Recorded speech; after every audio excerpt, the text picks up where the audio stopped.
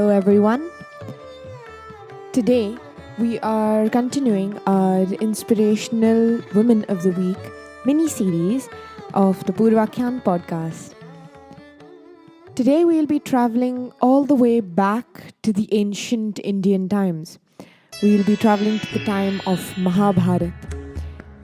We're talking about the strange story of Hidimba Devi. You guys might have heard this name somewhere. Now everybody must be like, oh, I know this name. But she is an incredibly important character who also remains unknown for some weird reasons. She's an incredibly important character for the ongoings of the story of Mahabharata. But she's also an example of a strong and devoted woman.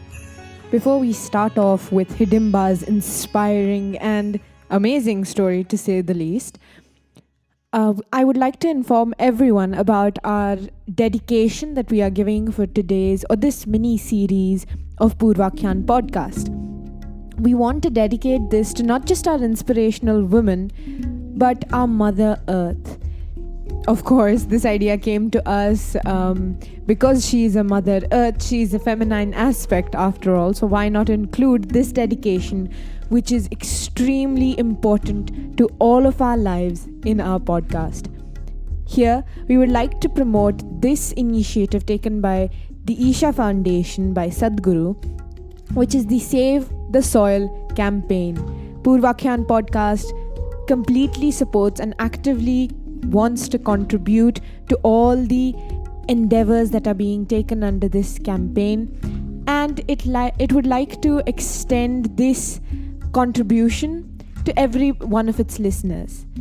And we all hope that we can contribute and we can become more conscious of our Mother Earth.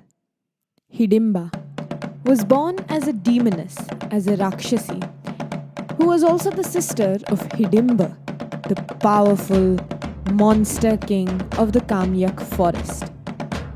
Now in our story, the Pandavas had escaped Duryodhan's attempt to assassinate them, and then they headed straight into the Kamyak forest. This was obviously the home of the demon siblings. On learning that the Pandavas had entered their forest, Hidimba ordered his sister to kill the brothers, and because they were cannibals, so they wanted them as a feast, as a divine feast. Hidimba, to carry out this duty, transformed herself into a beautiful woman to lure the Pandav brothers. What happened next, though? That was something very unexpected for Hidimba herself. She fell in love with the well-built physique, the handsomeness of Bhim at first sight. Bhim was actually protecting his family at night. His family was sleeping asleep, and at night they were in an unknown forest, so it was up to Bhim to protect them. Seeing this, Hidimba fell in love with him, and instead of executing her brother's plan, she went up to Bhim with a marriage proposal. Hidimba was so besotted with Bhim that she even revealed her real identity. She even cautioned him of the danger that was Hidimba with the utmost honesty. She then helped the Pandavas defeat her brother Hidimba in battle. You see here that Hidimba, you might feel that it is a stark contrast. It's her brother. How could she, help them, kill him or defeat him? But you could see it in a different aspect as well. Maybe Hidimba had grown tired of their ways, tired of their Rakshasin ways, tired of being this demoness who preys on innocent lives just to satisfy her hunger, just being cruel to other beings, to any human that walks into their forest. Maybe she got fed up of that. Maybe she saw that that was not her purpose in life. And so, on Kunti's approval, Bhim married Hidimba. Now, after this marriage ceremony and all of it, Bhim had a condition to put on this marriage. he would have to leave Hidimba once she had given birth to his child.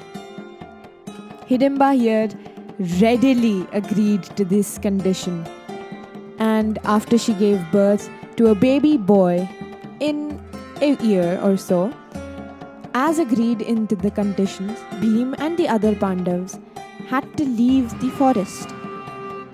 Hidimba was then left to fend for herself and her son in the forest, all alone and deprived. But she didn't harbor any complaints, any resentment towards Bhim.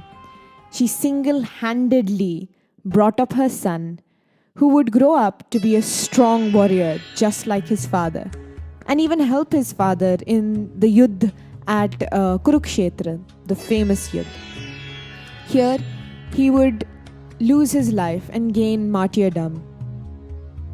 After this, after the events of Mahabharata, Hidimba was now not a character in the story, right? Her contribution to the story of Mahabharata was complete, it was fulfilled.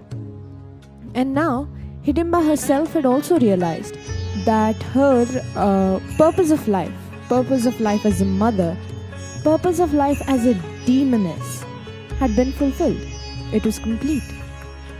So she set out to change herself, to transform herself from a demoness and elate her spiritual self. To do this, she did intense meditation. She did tap for decades. And at the end of this intense meditation, she was able to transform herself into a goddess.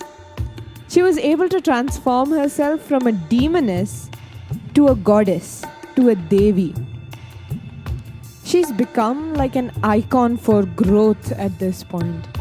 Because from the Rakshasi mindset, the cruelty of a Rakshas, that kind of mindset that she was born into and brought up as, she transformed herself by the end of her life into a Devi, something that people come to worship and become as. So it is like an iconic representation of growth, to be honest. And this is where I'd like to end the entire story of Hidimba. Later, if you see, actually, there is a temple devoted to Hidimba Devi in a small village of Manali, which has become actually a tourist attraction nowadays. And there, devotees go to worship her devotion, to worship her resilience, to worship her strength. Her entire story reflects these attributes, to be honest. So I hope we learned a lot of things from Hidimba's story in this episode. This was the inspiring and epic story of Hidimba, an unknown but very critical character in the epic of Mahabharata. Hope you guys enjoyed listening, and don't forget to like, share and subscribe, people. For more such content from Purvakyan Podcast, you ought to like, share and subscribe. Thank you all for listening to this episode. Bye! See you guys in the next episode.